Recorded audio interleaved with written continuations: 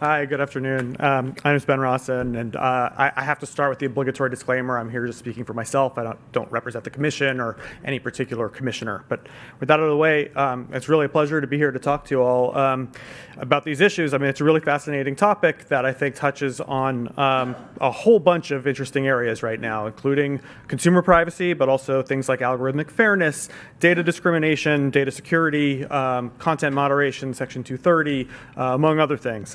I am not going to try to get into really any of those subjects at any deep level because I only have a few minutes, and you have a really excellent panel coming up in a moment who I think you're going to want to hear from. But my goal is to just kind of tee up that conversation by talking a little bit about kind of the current debate on privacy, with an emphasis on consumer privacy, because that's what I do, but also, how do smart cities and cities fit into that conversation?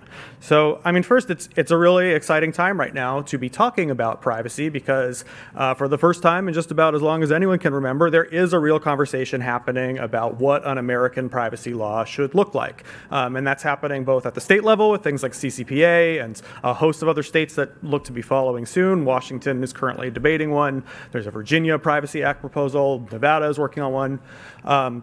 But also at the federal level, I think progress has been maybe somewhat slower than some anticipated once California passed the CCPA. But there are proposals now by both Chairman Wicker and Ranking Member Cantwell on the Senate Commerce Committee. House Energy and Commerce has circulated at least a discussion draft that's bipartisan.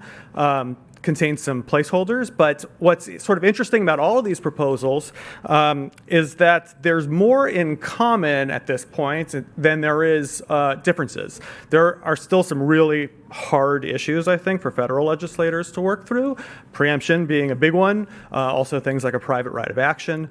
But in many ways, those are political differences more than substantive differences. And when you look at the different frameworks that are being discussed, one of the things that I find really fascinating is that there's pretty broad agreement that any consumer privacy framework going forward that's going to be built on something like notice and choice is really, there's a pretty common understanding that that's just not sufficient now to protect consumers from ubiquitous and constant data collection that is necessary and really unavoidable for daily life.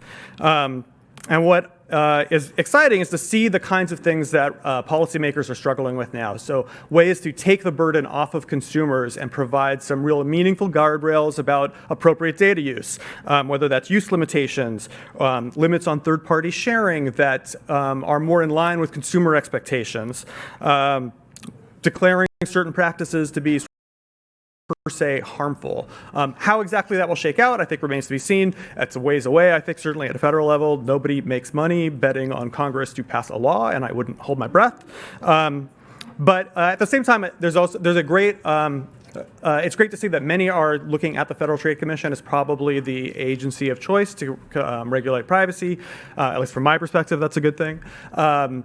And there's pretty common proposals to include things like civil penalty authority on the first offense, which FTC does not currently have. Same with sort of targeted rulemaking authority to future-proof a law and keep it current with technology. Anyway, these are all huge developments that were, frankly, pretty unimaginable even a few years ago. But I also want to turn, at least briefly, to where do cities fit into the conversation? And it's interesting because on the one hand, localities and cities are sort of outside of a lot of the conversation that's happening around privacy. I mean, the FTC certainly does not have jurisdiction over non-commercial entities, so we don't often think about cities.